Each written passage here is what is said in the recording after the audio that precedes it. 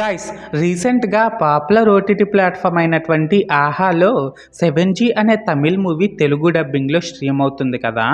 అయితే నేను ఆ మూవీని జస్ట్ ఇప్పుడే చూడడం అయితే జరిగింది. సో ఈ వీడియోలో మనం ఏంటంటే గైస్ అసలు ఆ మూవీ ఎలా ఉంది ఏంటి అనేది డిస్కస్ చేద్దాం, ఓకేనా. అయితే ఇక్కడ ఫస్ట్ ఆఫ్ ఆల్ స్పాయిలర్స్ లేకుండా బేసిక్గా స్టోరీ లైన్ ఏంటి అనే విషయానికి వచ్చినట్లయితే గైస్, వర్ష అండ్ రాజీవ్ అనే ఇద్దరు భార్యాభర్తలేమో వాళ్ళ కొడుకుని తీసుకొని 7G అనే ఫ్లాట్లోకి షిఫ్ట్ అయిపోతారన్నమాట. సో అలా షిఫ్ట్ అయిపోయిన తర్వాత ఆ 7G ఫ్లాట్లో ఉన్నటువంటి మంజుల అనే ఆత్మ వర్ష ఫ్యామిలీని భయపెడుతూ ఉంటుంది. అయితే ఇక్కడ ఏంటంటే గైస్, వర్షకి అండ్ ఆత్మ మంజులకి మధ్య సంబంధం ఏంటి, అసలు మంజుల తాలూకు గతం ఏంటి, ఇలాంటివన్నీ కూడా మనమైతే మూవీలో చూడాల్సి ఉంటుందన్నమాట. సో మొత్తానికి అర్థమైంది కదా స్టోరీ లైన్ ఏంటి అనేది. అయితే ఇప్పుడు ఈ మూవీ ఎలా ఉంది అనే విషయానికి వచ్చినట్లయితే గైస్, మూవీ అయితే పర్లేదండి. మనం చూడడానికి ఇంకే మూవీస్ కూడా మన దగ్గర లేవనుకున్నప్పుడు టైంపాస్ కోసం ఒకసారి అయితే దీన్ని చూసేయచ్చు. అండ్ ఇప్పుడు ఇందులో ప్లస్ పాయింట్స్ ఏంటంటే, ఈ మూవీ స్టార్టింగ్లో వర్ష వాళ్ళు 7G ఫ్లాట్కి షిఫ్ట్ అయిపోయిన తర్వాత ఆ ఫ్లాట్ తాలూకా గోడకి డ్రిల్లింగ్ మిషన్తో డ్రిల్ చేస్తున్నప్పుడు ఆ గోడ నుంచి బ్లడ్ వచ్చే సీన్ ఒకటి ఉంటుందండి. అబ్బబ్బబ్బా, నిజంగా చెప్తున్నా గైస్, ఆ సీన్ మాత్రం నెక్స్ట్ లెవెల్లో ఉందనే చెప్పాలి.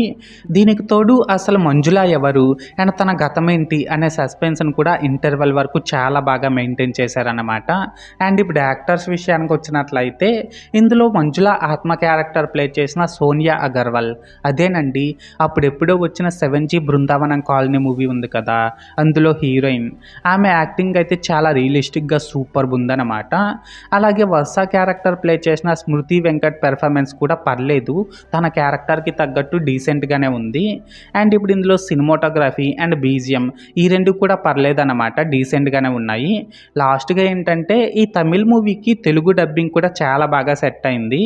అండ్ ఇందులో ఎలాంటి అడల్ట్ కంటెంట్ కూడా లేదు. సో దీన్ని ఫ్యామిలీతో కూడా ఫ్రీగానే వాచ్ చేసేయచ్చు. సో మొత్తానికి ప్లస్ పాయింట్స్ విషయానికి వచ్చినట్లయితే ఇదన్నమాట మ్యాటర్.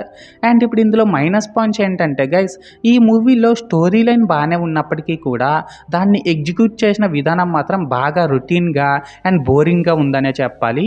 ఒక పెద్ద బంగ్లా, ఆ బంగ్లాలో ఒక చిన్న దెయ్యం, ఆ దెయ్యం ఉన్న బంగ్లాలోకి ఇద్దరో ముగ్గురో వెళ్ళడం, అలా వెళ్ళిన వాళ్ళని ఆ దెయ్యం భయపెట్టడం, ఎన్ని ఎన్ని ఎన్ని చూడలేదు చెప్పండి ఇలాంటి సినిమాలు మనం. అదే స్టోరీ, అదే ప్రెజెంటేషన్. నిజంగా చెప్పుకోవాలనేసి అంటే, ఈ మూవీ మొత్తం కంప్లీట్ అయ్యేసరికి దీనమ్మ జీవితం చూసిన సినిమాలే ఇంకెన్ని చూడాలరా బాబు అనే ఫీలింగ్ అయితే మనకు కంపల్సరిగా కలుగుతుంది. దీనికి తోడు ఇందులో సెకండ్ హాఫ్లో మంజుల ఆత్మ తాలూకా ఫ్లాష్ బ్యాక్ని చెప్పారు, బట్ అది కూడా పెద్ద ఇంప్రెసివ్గా ఏం లేదనే చెప్పాలి. ఐ మీన్ ఇక్కడ ఏంటంటే అది కూడా చాలా స్లోగా అండ్ రెగ్యులర్గా ఉంటుంది. అలాగే ఇందులో సాంగ్స్ కూడా ఏం బాగాలేవన్నమాట. సో మొత్తానికి మైనస్ పాయింట్స్ విషయానికి వచ్చినట్లయితే ఇదన్నమాట మ్యాటర్. అయితే ఇక్కడ ఓవరాల్గా ఏంటంటే గైస్, ఈ 7G మూవీ బాగుందా బాగాలేదనేసి అంటే పర్లేదు, నేను ముందు చెప్పినట్లు టైంపాస్ కోసం ఒకసారి అయితే చూసేయచ్చు. అండ్ నేను ఈ మూవీకి 5కి 2 రేటింగ్ ఇస్తున్నా. సో మీరు కూడా ఒకవేళ ముందే చూసినట్లయితే ఈ మూవీని, మీరు దీనికి ఎంత రేటింగ్ ఇస్తారో అది కామెంట్ సెక్షన్లో చెప్పేయండి, ఓకేనా. This is Lokesh signing out. జై హింద్.